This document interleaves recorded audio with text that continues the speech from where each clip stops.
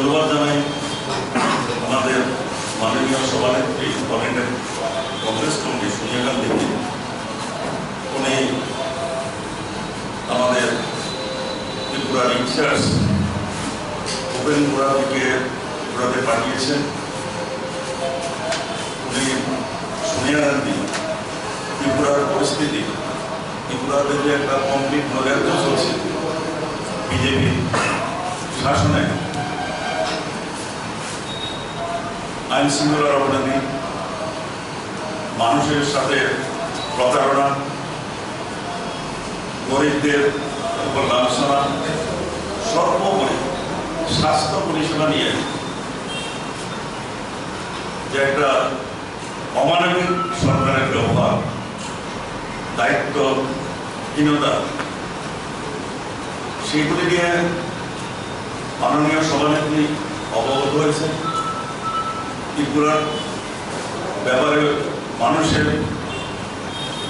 উপর যে নিপীড়ন চলছে, বাক স্বাধীনতা, কথা বলার অধিকার পর্যন্ত হরণ করা হয়েছে, সাংবাদিকদের পর্যন্ত আজকে যেটা আমাদের যখন বললেন যে একটা হামলা, সবকিছু নিয়ে উনি খুবই উদ্বিগ্ন এবং উনি বুঝতে পেরেছেন রাজ্যের মানুষ এই 2.5 বছরের শাসনে বিজেপিকে ক্ষমতাচ্যুত হওয়ার জন্য মনস্থির করে নিয়েছে।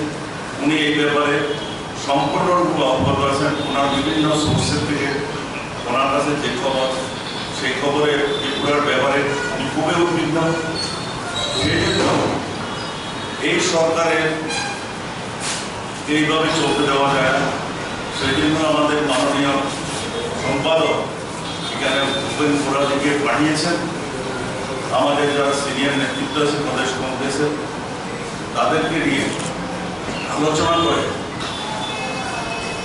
সরকারের বিরুদ্ধে তীব্র আন্দোলন গড়ে তোলার জন্য কর্মসূচি নেওয়ার জন্য। এবং উনি বলেছেন, কালকে আমরা সিনিয়র যারা প্রদেশ কংগ্রেসের নেতৃত্ব ছিলেন, আমরা সবাই বসেছিলাম, ওনার প্রেজেন্স ছিলেন।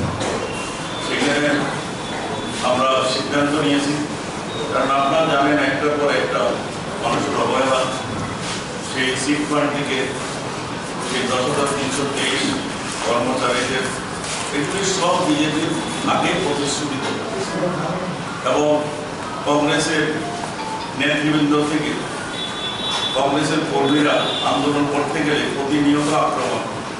ইভেন মানুষের সাহায্যের জন্য যখন যাচ্ছে মুখ্যমন্ত্রীর আহ্বানে প্রতিশ্রুতি দেওয়ার পরে দেখা যায় সেখানেও আক্রমণ হচ্ছে। মুখ্যমন্ত্রীর বক্তব্য সাংবাদিক সম্মেলনে যা বলেন, বিরোধী দল নেতাদের বৈঠকে যা বলেন, বাস্তবে দেখা যায় ওনার কর্মীদের আচরণে এটা মুখ্যমন্ত্রীর বিচারিকা, ওনার সদিচ্ছা নয় যে বিরোধীরা কোনো রকমের গণতান্ত্রিক আন্দোলন করুক, গরিবদের পাশে দাঁড়াক, নির্যাতিতাদের পাশে দাঁড়াক। সেই জন্য আমরা কালকে ঠিক করেছি সবগুলি নিয়ে প্রদেশ কংগ্রেস 21 তারিখ ত্রিপুরা 12 ঘন্টার বন্ধের সিদ্ধান্ত নিয়েছে। সবগুলি ডিমান্ড নিয়ে সেগুলি আমি বিরোধীবাবুদের বলব, করে শোনাবেন। ত্রিপুরা বন্ধ আমরা জানি করোনার আবহে মানুষ কেমন একটা দুর্দশার মধ্যে আছে। কাজ নেই, বেকার সমস্যার কোনো সমাধান নেই, গরিবের কোনো হাতে কোনো টাকা নেই। এই অবস্থা